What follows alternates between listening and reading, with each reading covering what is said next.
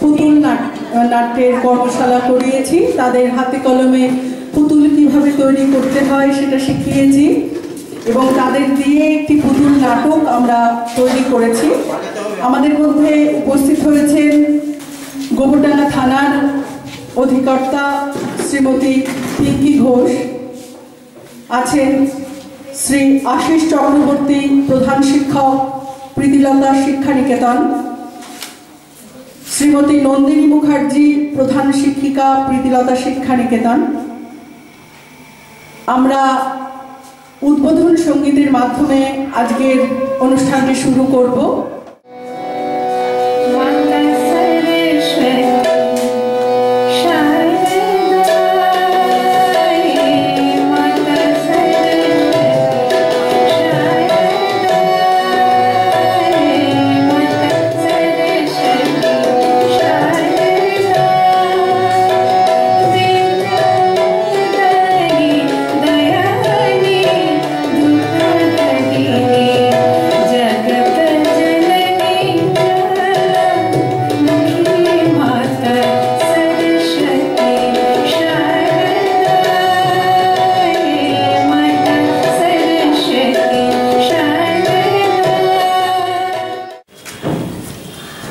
নমস্কার, হ্যালো।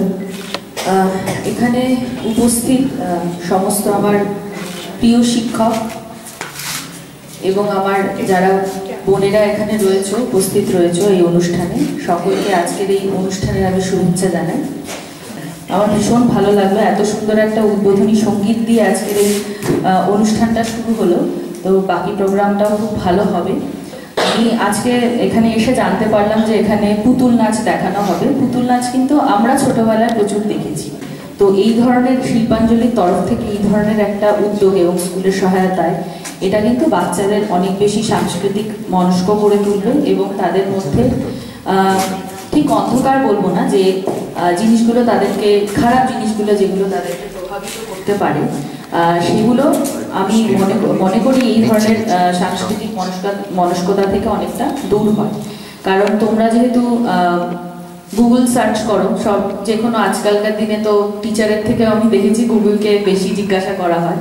তো সেক্ষেত্রে তোমরা এই ধরনের আজকে যে পুতুল নাচটা দেখে যাচ্ছ, এইগুলো নিয়েও তোমরা যদি আরেকটু ফার্দার কিছু জানতে চাও, পড়াশোনা করতে চাও, এর হিস্ট্রি কী আছে, কোথায় প্রথম শুরু হয়েছিল বা কিভাবে এটা বিস্তার লাভ করেছে, এখন তার কোন কোন রাজ্যে বা কোথায় কোথায় এগুলো প্রচলন রয়েছে, এই বিষয়গুলো কিন্তু তোমরা গুগল থেকে অবশ্যই জানতে পারবে। এখানে কোন কোন ক্লাস আছো তোমরা? 8, 9, 10, 11। তার মানে তোমরা সবাই অ্যাডোলেসেন্ট পিরিয়ডের মধ্যে দিয়েই যাচ্ছ, আস্তে আস্তে বড় হবে। সবসময় একটা কথাই বলবো, নিজের বাবা মা তার থেকে আপন কেউ হয় না। আর তারপরে যদি বাবা মার পরে কারো স্থান থাকে তাহলে কিন্তু শিক্ষক। সবসময় শিক্ষকদের কথা শুনে চলবে। আজকের এই প্রোগ্রামটা তোমরা খুব সুন্দর করে উপভোগ করো, এনজয় করো। সকলে ভালো থেকো। নমস্কার।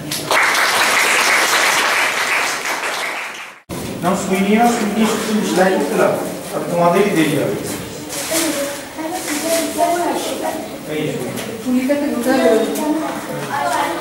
হয়ে গেছে? নাম বলা হবে দুটোই? আচ্ছা, এই দুলিটা ভালো করে ধরে নিয়ে তো। দুলিটা ভালো করে ধরে নিয়ে। আচ্ছা দেখ, এটাকে যদি আমরা মাথা হিসেবে ধরি, এই কাপ তো সবার বাড়িতেই আছে, আছে না? দুটো কাপকে আমরা লাগিয়েছি, হ্যাঁ, আঠা দিয়ে এটাকে রং করেছি, আর একটা থার্মোকল কেটে মাথায় একটা চুলের শেষ করেছি। কেমন? চোখ মুখ নাক কে সেলাই করতে পারে? কে সেলাই করতে পারি? ওই যে সোজা চলতে যেতে এইটা করতে পারবি তো সবাই? কঠিন কিছু না। দুটো কাপ আঠা লাগিয়ে একটা মাথায় লাগিয়ে আর একটা মাথায় বসিয়ে দিয়েছি।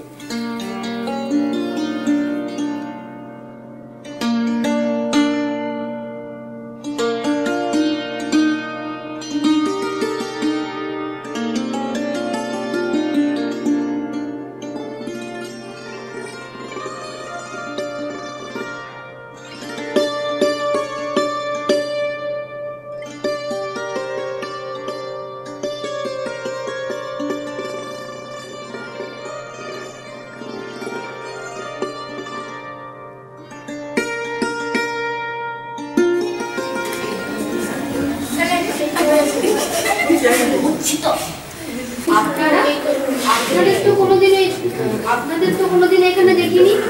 কোথায় থাকেন আপনারা? কিছু বলবেন?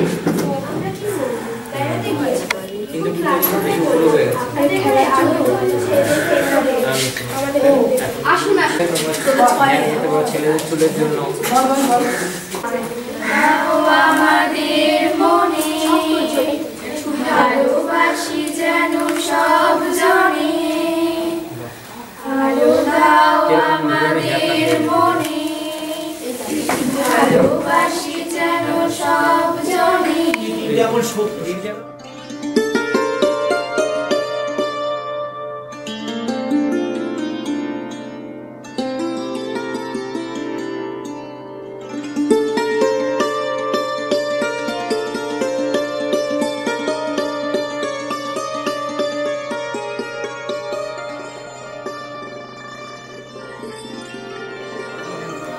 দেখি তো ওটা সামনে গিয়ে এখন আবার কে এলো বললে হবে নাকি? সামনের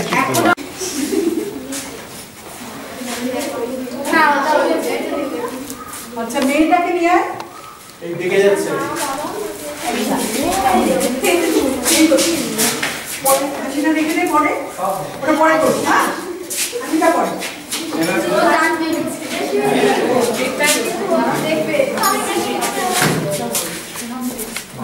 মাকে ধরেছে, মা সামনের দিকে ডুবে যাচ্ছে।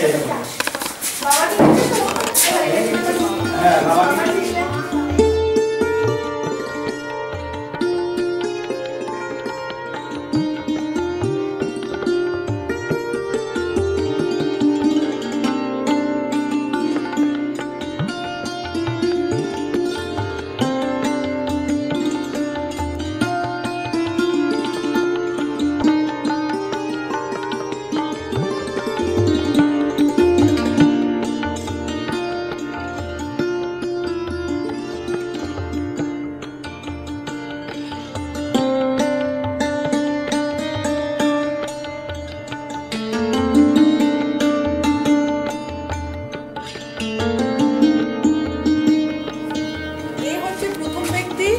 দ্বিতীয় ব্যক্তি আরেকজন আয় কেউ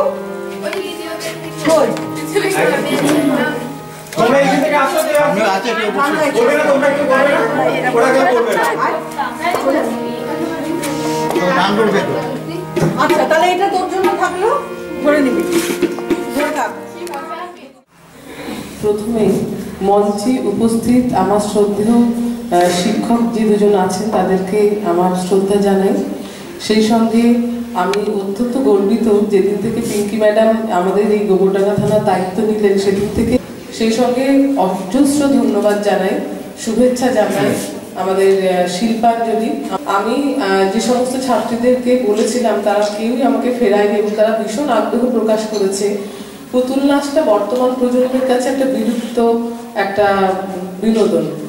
বর্তমান প্রজন্ম এমনকি আমরা যে টিচার ক্লাসে যা পড়াই ওরা সেটাও মনোযোগ দিয়ে শুনতে চায় না, তার কারণ ওদের হাতে একটা ডিজিটাল মিডিয়া চলে এসছে। তো আমার ছাত্রীরা আমাদের এই সুন্দর কর্মশালায় একেবারে স্বতঃপ্রণোদিতভাবে অংশগ্রহণ করেছে এবং সমাধি এবং শিল্পাঞ্জলির কাকু কাকিমাকে আমার তরফ থেকে অজস্র ধন্যবাদ জানাই যে আমাদের মতো এই স্কুলে ওনারা এই ওয়ার্কশপটা শুরু করেছেন। তো সকলকে আমি শুভেচ্ছা জানাই। আমরা কখনোই নিরাশাবাদী হব না বা আশাবাদী। অনেক কিছুর ভেতর থেকেও অনেক ভালোকে আমরা খুঁজে পাই, অনেক ভালো মানুষ তৈরি হয়। তো সেই দিকে তাকিয়ে আমি বলবো এই ওয়ার্কশপের যে উদ্দেশ্য সেটা একেবারে সব দিক থেকে সার্থক হোক এবং এরপরে যখন সমস্ত মেয়েদের আমি স্কুলে পাবো সেই সময় যদি শিল্পাঞ্জলি একটা অনুষ্ঠান রাখে যেখানে সমস্ত মেয়েরা দেখতে পাচ্ছে বিষয়টা কি, তাহলে হয়তো আরো ভালো একটা পরিসর আমি তাদেরকে দিতে পারবো। সকলকে ধন্যবাদ জানিয়ে ছোটদেরকে আমার স্নেহাশীর্বাদ দিয়ে আজকে আমি আমার বক্তব্য শেষ করলাম।